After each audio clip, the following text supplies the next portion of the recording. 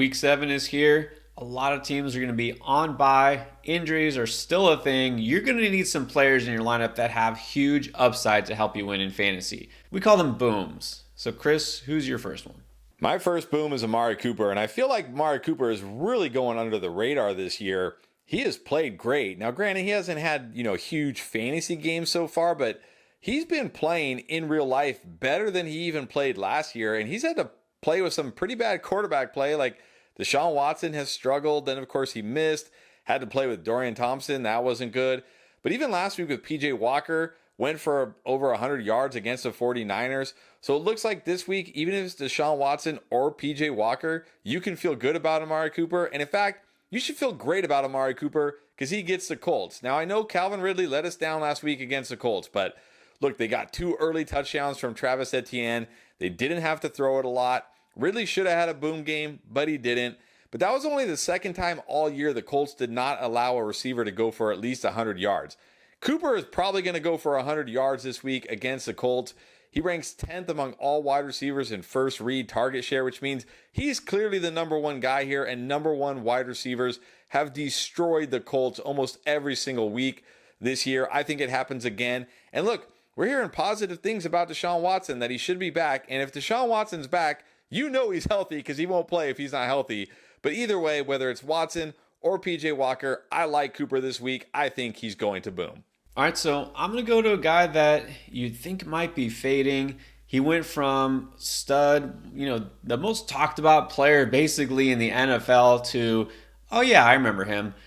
Look, maybe we're not that down on Puka Nacua, but I guarantee some people are wondering, should I even start him this week? Because Cooper Kupp has reasserted himself as basically the number one receiver in fantasy football. So what do you do with Puka? I'm definitely starting him this week, and I'll tell you why. So first of all, getting the Steelers, this is a good thing. The Steelers are a bottom 5 defense against wide receivers in terms of fantasy points allowed. That's not going to change just because they had a week off. And I will tell you that even though Cooper Kupp is dominating, it's not as if Puka is not getting targeted at all. He did get 7 targets last game. That is actually not too bad considering the fact that the Rams really didn't have to throw the ball that much at all. They only threw it 24 times, so that target share is still there. Puka's a guy who's just going off every week before Kupp came back. But remember, the first game Kupp came back, he still had a really good game. It was only last week was a little bit down. Just the volume wasn't there. I think the volume will go up a little bit this game. The matchup is better. Also, you got to remember Kyren Williams looks like he will miss this game. That running game might not be there for them to fall back on. And also, Kyren Williams doing a good job catching passes out of the backfield. I think all of that is going to help Puka because more targets going his way. He may not go back to being week 1, week 2 version of Puka, but I think he's a guy that you definitely want to keep in your lineup this week.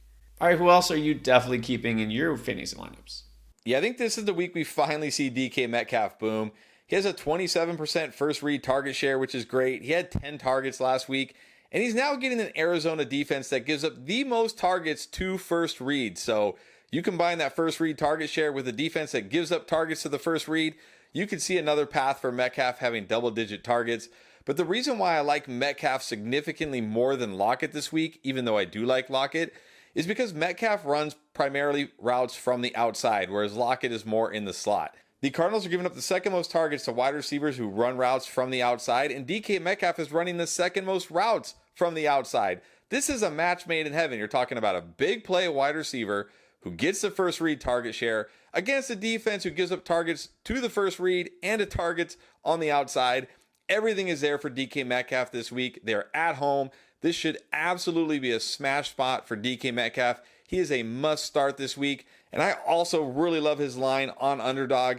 I'm taking higher than his 65.5 receiving yards. He's done that in 3 out of 5 games this year. In this matchup, he should almost certainly do that. And look, if you're new to Underdog and you haven't tried it yet, you can get this new customer special. Derek Carr just needs to go higher than half a yard in the game tonight. You pair that with the DK Metcalf line, you can triple your entry. And if you use our promo code ENDGAME at UnderdogFantasy.com, they will match your first deposit dollar for dollar up to $500.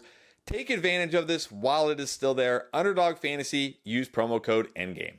Well, there's another match made in heaven this week between a really talented receiver and a pretty bad defense. I'm going to go with Christian Watson against the Broncos to go off and have a Christian Watson type game. So when we last saw him, he's just coming back. Remember, missed the first couple of weeks with injury, eased into things, but immediately made an impact. He was the leading target and leading receiver for the Packers back in week 5 with 91 yards, and he did that on only 3 catches. Now, 7 targets, good, but not amazing. 3 catches on 7 targets, that's not great either. But here's the thing with Watson, it doesn't matter. That's why I like him, because he doesn't depend on volume. He's a guy who at any given play can make a big splash and he can take it to the house. So I think it's just a matter of time. And the time is now, because they face the Broncos. This defense is the worst in the NFL, and not just against the run. Against wide receivers, they allow the 3rd most yards per target.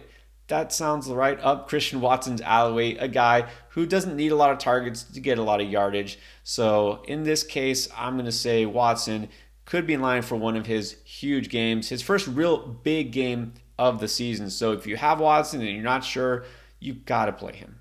And I think we got some more upside at wide receiver. Who you got? Yeah, I love Christian Kirk this week. On paper, it looks like a tough matchup. You see the Saints, you think that's a tough matchup, but I actually think it's a great matchup for Christian Kirk. First of all, this year he has a 26% first read target share, which is just okay. But if you take out week 1 when he basically wasn't involved in the offense, that jumps up to 30%, which would be 10th among all wide receivers.